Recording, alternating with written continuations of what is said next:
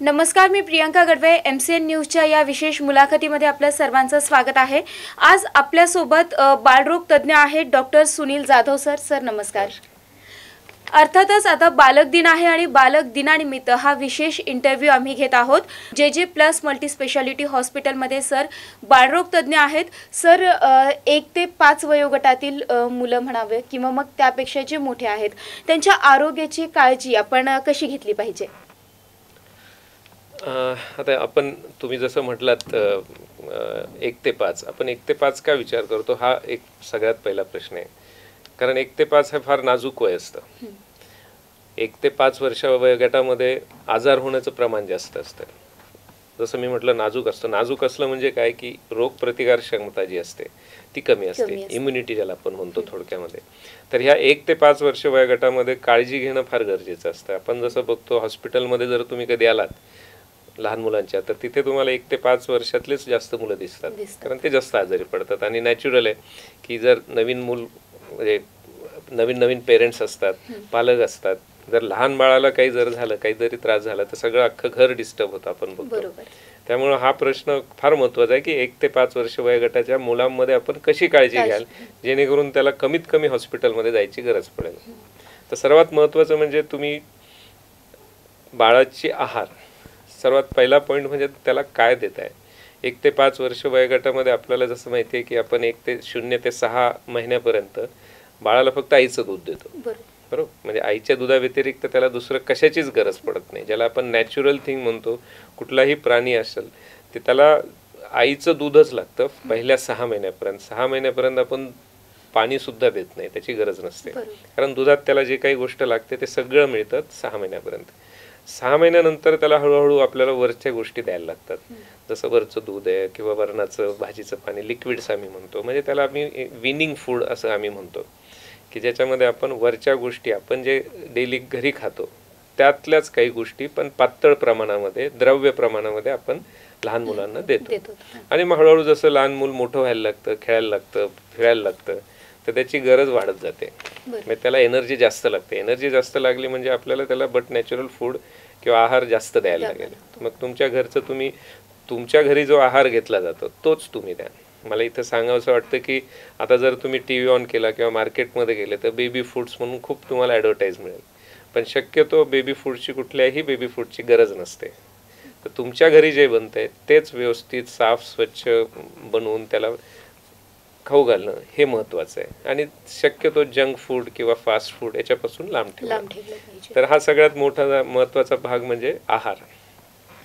नक्कीच आपल्या सर्व पालकांच्या आयुष्यातला सगळ्यात मोठा जो आपण म्हणू शकतो तो आनंदाचा क्षण आणि सगळ्यात मोठी रिस्पॉन्सिबिलिटी म्हणजे ही लहान मुलांची किंवा आपल्या पाल्यांची असते.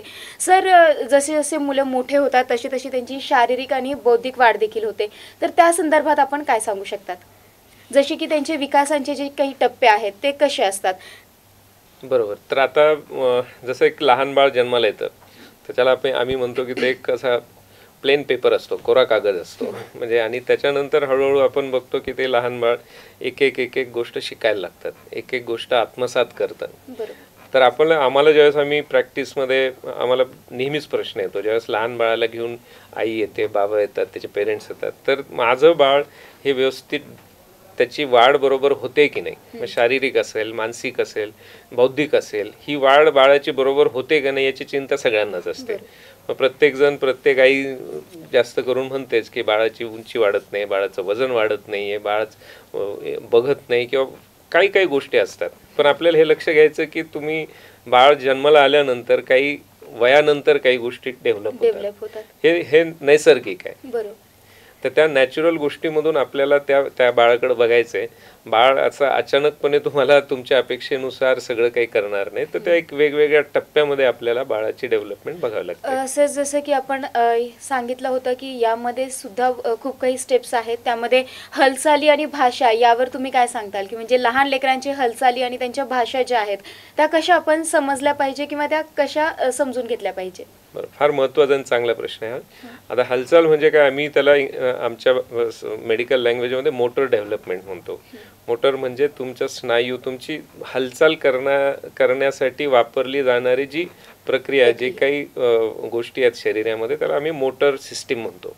मग त्यात स्नायू असतील, मग त्याच्यात नसा असतील, बऱ्याच गोष्टी आवडत असतात. तर लहान बाळ जन्माला आल्यानंतर झोपलेलं असतं, त्यानंतर हळूहळू ते आपले एक एक अवयव, एक एक शरीराचा एक एक भाग वापरून तो डेव्हलप होत असतो. तर सुरुवातीला आपल्याला एक 4 ते 5 महिन्यामधल्या बाळाला हे बघायचं की तो मान पकडतोय का. तर 4 ते 5 महिन्याचं बाळ मान पकडायला लागतं. 5 ते 6 महिन्याचं बाळ हे रोल ओव्हर म्हणजे उलटं पालटं पाठीवरून पोटावर वगैरे होण्याचा प्रयत्न करतो, किंवा काही बाळं होतात सुद्धा. 6 महिन्याचं बाळ हे आपलं सपोर्ट करून बसू शकतं, विथ सपोर्ट, म्हणजे आपण ज्याला त्याला आधार दिला तर तो व्यवस्थित बसू शकतं ते बाळ. त्यानंतर 8 महिन्याचं बाळ हे बिना आधाराचं बसू शकतं. 9 ते 10 महिन्याचं बाळ हे रांगायला लागतं. आपण बघतो की जसं एक छोटं 9-10 महिन्याचं बाळ झालं की ते असं पुढं ओढतं स्वतःला आणि रांगायला लागतं. 10 महिन्याचं बाळ हे बिना सपोर्टचं उभं राहतं. आणि 12 महिन्याच्या आसपास पहिल्या वाढदिवसाच्या याच्यामध्ये ते विदाऊट सपोर्ट थोडंसं स्वतःला बॅलन्स करतं, आणि हळूहळू 1.5 वर्षापर्यंत 12, 13, 14 महिन्यापर्यंत मग ते हळूहळू चालायला लागतं, आणि 1.5 वर्षाच्या पुढे ते पळायला लागतं. तर ही एक मोटर डेव्हलपमेंट म्हणजे ज्याला हालचालीची प्रक्रिया टप्पे म्हणतो ती म्हटली जाते. सर, याचबरोबर जसं की आता तुम्ही सांगितलं की 1 महिन्यापासून किंवा एका दिवसापासून ते 1 वर्षापर्यंत बाळाची जी काही हालचाल असते, या हालचालीबरोबरच तो दिवसेंदिवस काहीतरी शिकत जातो, मग त्याची भाषा हळूहळू डेव्हलप होते. तर ती कशी डेव्हलप होते आणि ती कशी समजली पाहिजे? बरोबर आहे. आपण जसं लहान बाळाशी आपण बोलतो, बरेच जण आपण आपल्या घरी लहान बाळ आपण सगळ्यांनीच बघले, आपण सगळेच लहान बाळाशी बोलण्याचा प्रयत्न करतो. तर सुरुवातीला जे असतं ते 3-4 महिन्यापर्यंत बाळ फक्त आ ई उ एवढंच म्हणतं.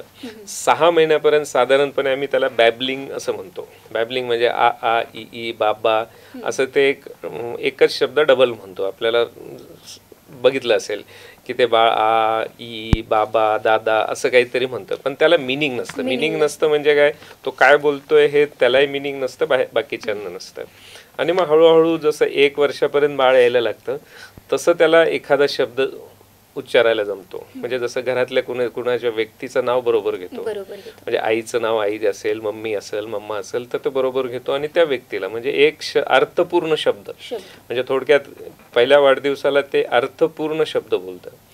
2 वर्षाला मग अशी त्याची ती जी काही व्होकॅब्युलरी किंवा आपण त्याची हे म्हणू शकतो ते वाढत जाते, आणि 2 वर्षाला 2 ते 3 शब्दांचं वाक्य तो बोलू शकतो. 2 शब्दाचं, मला दे, हे घे, म्हणजे 2 एक शब्दाचं, आणि त्याची एक 5 ते 40 शब्दापर्यंत त्याची व्होकॅब्युलरी असते. आणि मग नंतर हळू 3 वर्षाला 3 शब्दाचं वाक्य, 4 शब्दाचं वाक्य, आणि मग तो स्वतः 4 वर्षापर्यंत एखादी गोष्ट सांगू शकतो. सर, एखादा नवजात बालकापासून ते सर्वांपर्यंत